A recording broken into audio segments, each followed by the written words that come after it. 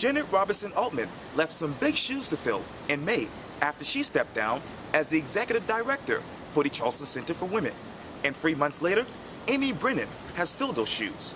I had a chance to talk with her exclusively for this edition of Quintin's Close-Ups. Well, Amy, first of all, congratulations on your new position. Thank you. I'm very excited to be here. Yes, and I know that you just started officially last week, but tell me, how's the job going? Oh, it's great. I have worked in nonprofit management for so many years and took a little hiatus for the last year and a half as I moved here and learned new things in my role over at the Citadel. Yes. But it feels so comfortable to be back. Yes, to be back sort of, in the community development aspect of things. It just makes me feel so comfortable. And it's a great team. I was going to say, a lot of good people here. Awesome. And speaking of which, I said this in the intro, but Jennet Robinson Altman had really she left some huge, shoes to fill, and you just filled them. And I know you met her a couple of weeks ago. Mm-hmm. Tell me, what is it like to follow in her particular footsteps? Well, I heard that shoe analogy a lot, and I think Jennet would probably laugh too, just even knowing her as much as I do. But we all have our different kinds of shoes. So I think that Jennet has some great strengths, and certainly is well known in this community. And the Center for Women has an impeccable, I think, reputation because of her leadership here and the staff who are here. I think every nonprofit organization has to ebb and flow with the needs of the community, and so maybe it's just the right timing for me to now sort of look at it and get with the team and say, where do we want to go next? Build on that success that they've already had. And it's just an exciting thing to think about where we can go and what we need to do next for the empowerment of women. And let's talk about this again, and you mentioned this earlier, but you were actually the Director of Development for the Citadel Foundation. I was. Let's talk about your months there in that position. Okay. The way the foundation is set up is that there are people who oversee development aspects for various schools and programs of the Citadel. Sure. So the foundation is established to raise money for the Citadel and nobody else. Right. So there were several of us who were in sort of a major gifts capacity there, who worked with alumni and other community partners to be sure that we could raise the needed funds for the school. So the state funding for colleges is at about 8%, where it used to be somewhere between 50 and 60%. Yeah. So that has to be made up someplace. So it's a big job for the folks at the foundation, and that was a great and strong team too. So it was a great place for me to go and be welcomed by that huge family. I know. As I got started in Charleston. So. And then I read too, you are also the assistant dean for that particular foundation. Let me ask you this question: why the Citadel? Well, when my husband and I decided that we wanted to relocate to Charleston and sort of start our next 20 years, we were married here almost 21 years ago. Yeah. And we had a lot of contacts here and felt very comfortable here. So we pretty much set our sights. And as soon as I sort of put feelers out that I was thinking about relocating, I had a call back right away that somebody said they thought the foundation was looking for someone in development. Sure. And when you're a director of a nonprofit, a lot of your job is development. Sure. So I had done that for so many years, and with some amount of success, and I thought, well, I'll just try something that's a little different, where it just focuses on development, and with a higher educational institution where I could learn a whole nother industry. So thankfully, they made the job offer, and I got to dive right in, and like I said, learn not just about higher ed, but about the Citadel. Sure. And I've heard about it for so many years, and you think you know what goes on there, but now having been in the center of that for the last year and a half, and really seeing General Rose's leadership, I'm so impressed, and I have a lot of respect for what he's trying to do over there, or is doing over there. So it was a great place to be. Absolutely, and it's a place that a lot of people grew up around. And you actually were the executive director there, and I'm talking about the YMCA. Oh yeah. The executive director for the Coastal Carolina Division in Georgetown. Obviously you did a lot of organization as well as development. Let me ask you this too. What was your secret to keeping that particular place afloat? Well, that's a great analogy, because it's kind of like swimming, and that was the whole thing that the Georgetown Y was built upon, Yeah. and why we needed to start it so many years ago was that in a community that was surrounded by 5 rivers, a bay, and an ocean, people didn't know how to swim. And people were drowning needlessly every year. Parents were keeping children sort of close at bay instead of letting them enjoy the resources of that community because people are terrified. So when the group got together, we just decided we have to build a swimming pool, which evolved into the idea of the YMCA. And while it was evolving, I was leading another nonprofit organization for middle school and high school age teens in Georgetown who became involved in that process of getting a Y started just because we wanted their feedback on what they would like, what they would come, how much, whatever. Sure. So that was sort of a natural process. So when they came to me and asked me to be the first director, I was very excited and also very much challenged, and it became my greatest professional challenge to date. But I learned so much. We started programs without a facility that went on for years. I think some of the same practices that we'll be able to use here because the Center for Women is in a great location downtown. But maybe we need to establish some program sites that are scattered throughout the region for accessibility.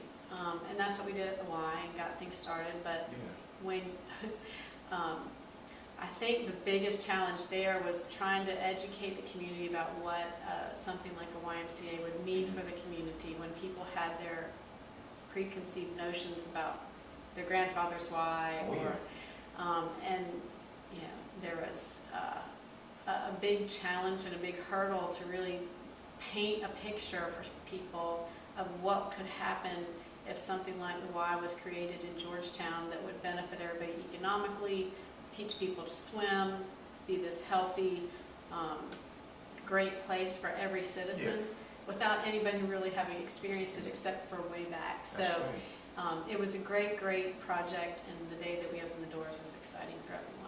And it seems like you have a knack for organizing and developing because also you were the executive director for Service Over Self. Talk to me about your years there. I was really lucky to get to take that over as I was making a transition out of former corporate graphic design world. And I was working through my church, and a philanthropist who is part of my church, along with some other folks, had for about 6 months started this project to increase an ethic of service among middle school and high school aged youth in Georgetown County. And it was ready to accept its first real sort of full-time director. And I say sort of because it started about 30 hours and we just grew. Oh, wow. So I was just at the right place to be ready to take that over, and I love the idea. At that time, my own children were like 2 and 3 years old, and I was concerned about their future, and I'm educating them about service and philanthropy and all those things. So it was just a good fit. So it started in my living room because we had no office space, and we would just go out to libraries and meet. I had 6 volunteers when we started, and 7.5 years later, we had more than 600 volunteers, and we had won state and regional and county and national awards. And the SOS volunteers, as a 10th grader, they'd go and accept awards at a national level and speak to groups of thousands of people. Things you and I might, well, you might have, because you're kind of crazy, but things that we may never have thought we had the courage to do when we were in 10th grade, they were doing it, and I'm so proud of them. So I'm still in touch with a lot of them now that they're kind of grown-ups. So it's great to watch their success, and that was 7.5 years I was very, very proud about. So did a teen pregnancy prevention initiative through there. So there's some really important social issues we were tackling just by giving teenagers something positive to do. Absolutely. This is something that's close to my heart because I'm praying to God that one day it will be eradicated, and that is ending homelessness. And for you, you actually helped start a Defense Your Place back in Georgetown. You have a college degree. I do. You have a family, and I'm sure you're financially secure. So let me ask you, why is... Just kidding. I don't even make it about that, but none of us ever really knows. No, right. And that was, I think, the reason I thought it was so important, because everybody is one step away from tragedy and things that can happen, and if we don't have things in place in our communities to help people before maybe they need it, then I think we're doing a disservice. So the same philanthropist at my church was also very interested in homeless ventures and homelessness and the need to help people who were struggling. And we went and visited a Catholic church in Georgetown at St. Cyprian's that is still there, and it's still where Friendship Place is housed. And SOS at the time released me for 20 hours a week to go and start that venture, thinking that it would take about a year. Yeah. And 8 months later, we had already accomplished the groundwork for a nonprofit, but we're already getting all these clients who needed to be fed or to have services. So in only 8 months, we were ready to hire a full-time director there, and he's still there running it. So it's been great consistency there, and he's done a great job. Let me go back for a second. Why is ending homelessness so special to you? Well, you can talk, I mean, if you go and talk to groups about projects like that, you can talk about it from a lot of different standpoints. It's important to me because I really do just care about people, and it's just so tragic when you do sit, if you volunteer at a homeless shelter or you're working in any of those things and hear the stories and you understand that it really is so close to where you could be. When my husband and I were just starting out, we had our 2 little kids, and we had some issues with one of our children where I had to be at home, and there were times where we'd get a package from one of his siblings with winter clothes for our kids and be like, yes, they're not going to be cold. Thank God. You're always mindful of the responsibility you have to yourself and to your family, and to think about the struggles and the hardships somebody would go through to have to still support their family if they lose their job or other tragedy hits. I just felt this real need to want to help. If you look at it from a very practical side, if you're talking to a group of people who may or may not care, it hasn't touched them, they've never thought about it, it hits us all in our wallets, because we all have to support people who are struggling. Absolutely. And no matter what side of the spectrum you fall on politically, it still is going to come back to us to help our neighbors in one way or another. And from what I read too, it was actually in Georgetown while you were visiting your family, in which you met your future love, Brian. I did. Walk me through that process. Well, my parents had relocated to the Myrtle Beach area, and I was visiting them, and my brother took me out one night, and I met my husband, who was working where we were, and it just, it really was just sort of love at first sight, love at first sight thing. And I don't know that I'd want my children to fall into that and think, oh yeah, I have love at first sight too, because people say it never works. And I guess for us, we just got lucky. Yes. It was the right time, and and he had been there for a year teaching. Yeah, high school. And he's a fabulous teacher. And so he was already established, and it was just the right place for us to sort of stay and think about raising a family in a smaller community. So. And let's fast forward to your time here in Charleston when you actually got married. Can you share with me your memories of that special day? Well, we got married at the Battery. Yeah. It was a small wedding for really just family and close friends. In February, we got lucky that we got the one good day in February, at least for Charleston. Some of his family couldn't get out because they had a big snowstorm. Do you remember this year they said the 20-year anniversary of the big snowstorm in the Northeast? Right. Well, I know that because that same time, family couldn't get out of the Northeast to come to the wedding.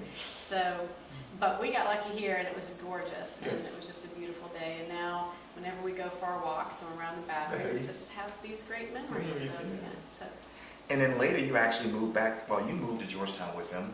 He went back to teaching, obviously, and you mentioned this earlier, but you created your graphic design business. I did. What was it like working for yourself? I'm pretty self-driven, but I had to learn a lot of that in doing that work. Sure. But it was a skill I had developed from my corporate life in Atlanta, so I knew it was something that I could do to contribute to the family needs from an income standpoint, and still stay at home when we had 2 little children. Our second child had some issues when he was born and spent some time at NUSC, but they, for the first year of his life, didn't want him to be around a lot of other children where he could be subjected to illness. So he couldn't go to daycare. So he stayed home with me, and I was able to do graphic design work out of the house. And in a city like Georgetown, I had some really great clients who, you know, hired me to do a lot of things.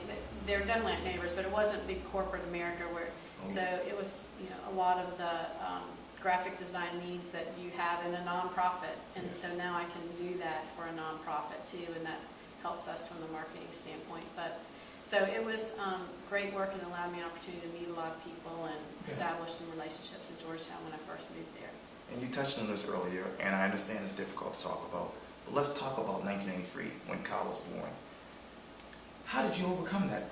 You know, because he had a medical emergency that really no kid really deals with at that particular age. Right, right. And he was, my daughter was 93, he was 94. Right. And since our daughter was born 13 months before, I had cesarean section, and so I had real distinct memories of her birth, and I knew sort of what happened. In fact, they were both born at the exact same time because the same doctor delivered both, and I guess he's got a routine. So both my kids are born at the exact same time of day. But when things started happening in recovery that weren't like when my daughter was there, I started asking questions, and so when they came, my husband came to tell me what was going on, and they pulled curtains around my bed, and of course he was emotional. It was a bad day because we were very, very afraid. He wouldn't breathe for some reason, and so they didn't know why, and the whole time during the emergency in Georgetown, they were deciding if it was heart or lungs or something else, and finally the Meducare helicopter came and got him. And the irony about that was the place that we lived first in Georgetown was right where the helicopter used to land to come get people. And it was almost right at our back door. We said, oh, the helicopter again. But at the same time you think, oh, the helicopter again. It means something bad. And then here our baby was on that helicopter. And so he was the 80th baby placed on the heart-lung bypass machine at MUSC. And we had fabulous nurses in the NICU and doctors. Oh, yes. We're still in touch with them now. Really? Next door? So it was a very, very scary time in our lives. But he's healthy. He ran his first marathon in January. I mean, you would never know by looking at him that he had that sort of tough start in life. But God had a great plan for him. Yeah, I keep saying something. You better pay attention because there must be something. No stress. Yes, indeed. Well, I was a student at the College of Charleston back in 2009, and my stepfather actually had a stroke. And then a couple of months later, my mom was diagnosed with breast cancer. And it was very difficult for me and my family, and I remember her telling me about that, and I couldn't even eat the first night. And I know that Kyle had a situation with, you know, obviously breathing and whatnot. And I remember too, and I read this, that December 22nd, 1995, something changed in your life. Can you talk to me about that? Yeah, it was a numb sort of couple of years for us, I guess, for the things that we were going through medically. So, Kyle was doing better. I started having some issues with eyesight. I had had some bad migraines that started after he was born, and so at Christmas we went to see an ophthalmologist who Brian's mom worked for in St. Louis while we were visiting there at Christmas. So again, we were struggling financially in a lot of ways, and so it was a good opportunity to be able to see somebody with family present. Yes. But at the end of the visit, where I thought it was just going to be a detached retina or something strange like that, it was either a brain tumor or MS. And the next step was MRI to find that out. So the long and short of it is it was a brain tumor, and they're benign brain tumors, but they can be fatal if they're not removed, and they certainly can cause other issues like blindness or loss of hearing or other things. So they can wreak havoc on life. So after a pretty quick but I think thorough search, I don't know, I went to visit a friend from Andrews actually called us one morning and said, you have an appointment to see Dr. Patel on Tuesday at 2 o'clock, and he's the greatest doctor ever. And I said, And you still keep in touch with him, right? oh, he's part of our family.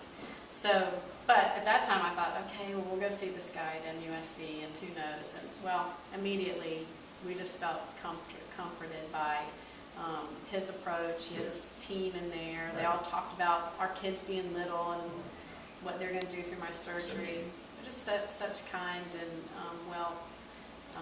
prepared people. And I never forget looking at Dr. Patel and saying, well, is this it? Should we do this, or should I go get another opinion at someplace else? Right. And he said, and he looked at his assistant and just with the most genuine question said, why do people talk about going somewhere else when I'm here? And I knew that was a level of confidence that in my doctor that I needed. Yeah. And I've never regretted the decision. He's so wonderful, and I've now had 3 surgeries, and he's been there for all of them, and I continue to see him every 6 months. We just have a date. And speaking of which, when my mother had surgery and chemo radiation, she's doing fine, thanks to God now. But I actually told her to read the scriptures in the Bible, pray to God. Tell me, what was your secret to dealing with surgeries and, of course, your radiation? I think faith is part of a lot that I do. I Yes. mean, I don't know if people get into nonprofit work for various reasons. I think when you have medical emergencies or situations that make you really look at life in a different way, I think somehow that makes you want to give back and just, to keep staying in this kind of work. But, my priest mentioned at some point after my first diagnosis that my first time I was laying in the MRI machine, all I could think to do was say the Lord's Prayer. I mean, you just are numb, so you just can't, you don't know what to do, and you're not in control of it. No. You have to just give it up, and you just have to have faith. And I had extreme faith in my doctors and in the nurses, and just that there must be a plan. I have to do everything I can to be healthy and to follow orders and to do all those things. But I think when you have sort of this strength of your own personal faith, it takes you a long way toward healing. So. Yes. And speaking of giving back, I read too that while you were sick, you were actually a lay reader at your church. Sure. Talk to me about working in that particular field.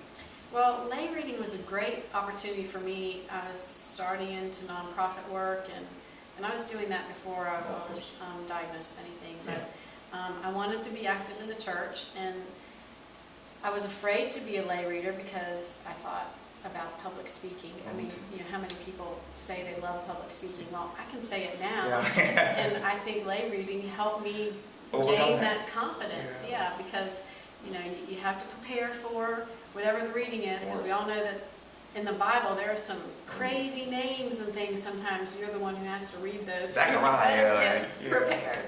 But it was I think a good opportunity not only for me to serve the church, but to also gain my own confidence in public speaking. So. Well, describe to me the following one word: reading. Reading? Yeah. Describe it to you? Yeah, one word, just one word. Enjoyment. Swimming. Peace. Tybo. Strength. Amy Brennan. Oh, courageous. Yes. I hope so. Yes, indeed. Yeah. Well, let's go back again. Let's talk about your time in Atlanta. What was that like? Oh, I loved being in Atlanta. It was out of college. I graduated from college, and I had a degree in communication, and I said, I knew a lot about advertising from that side of that degree, and loved Coca-Cola commercials. Who didn't? Right, exactly. So I thought, I'm going to go to Atlanta and do Coca-Cola commercials. So thankfully I had a professor who knew someone at Coke, and they got me an informational interview, which was extremely exciting to go my first week in Atlanta, go do that. Yes. But I didn't get hired at Coca-Cola. They had already hired management trainees for that time, and I couldn't wait for the next year. I had to find a job. But I ended up working for an international architecture and engineering firm doing corporate communications right in downtown Atlanta. Yes. And the firm was well connected to community, so when the bid for the Olympics came up, I got to be on that committee to help bring the Olympics to Atlanta. And the downtown was being revitalized, so Underground had just reopened, and I got to be part of a downtown partnership to, sort of look at that. So it offered me a lot of opportunities. And since it was an international firm, I got to work with employees. Work with back then was different than it is now. We weren't so internet savvy. Not meaning to say my age, but it just wasn't like that. So a lot of what I did was, some by email, but a lot by other means. So, but if I had to interview employees for our intercompany newsletter, they might be in, another part of the world. That was very exciting to think about where they were and that we were all connected. Yes, indeed. And let's go back to your college years at the University of Kentucky. From what I read, you actually were on the women's swim team. I was. Can you describe who Amy Brennan was as a swimmer? Well, still is, I hope. I mean, there aren't opportunities for me that I've found yet to still be doing that, but I swam my whole life, and Title IX happened just as I was going to college, so it meant that the University of Kentucky started a women's swim team. I was on the club team first, and so when the swim team started, those of us who were on the club team who were doing a good enough job were awarded scholarships to be part of the first swim team. So it was a very exciting time. My best friend from college and I are still in touch, and she's actually the aquatic director at the University of Kentucky. And those are friendships sometimes that you just are going to have for the rest of your life. You spend a lot of time together. So we all go through stuff in college, and we have good lessons of learning. Yes. But the biggest thing is that I think when you're involved in something like athletics in college or even other things, it makes you have to understand time management, dedication to something, so that that helps you for your whole life, and certainly being part of the team. Yes, indeed. We know that you love Taibo and swimming and, of course, giving back. But what is something else that people don't know about you? Gosh. The article in the Post and Courier, and now this interview, I think they're going to be, I'm sort of an open book. Really? I don't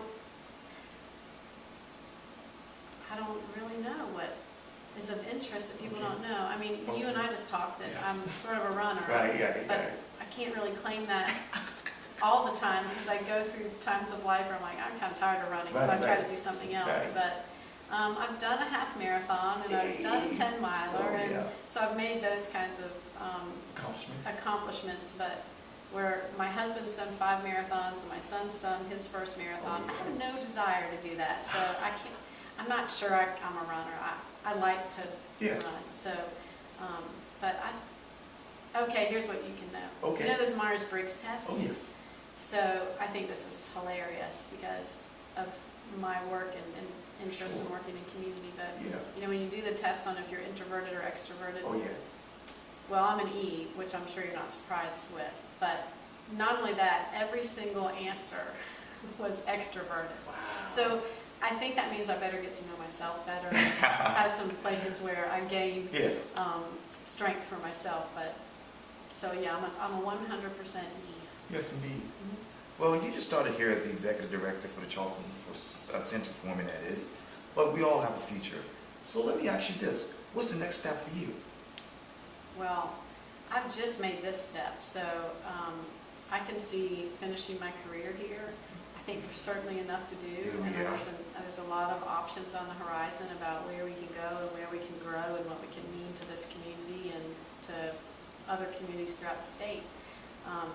And as far as advocacy goes, if the Equal Pay Act was first signed in 1963, we still aren't there yet. So it's apparently going to take some time for us to get there. So the advocacy side of things will make us have plenty of work ahead.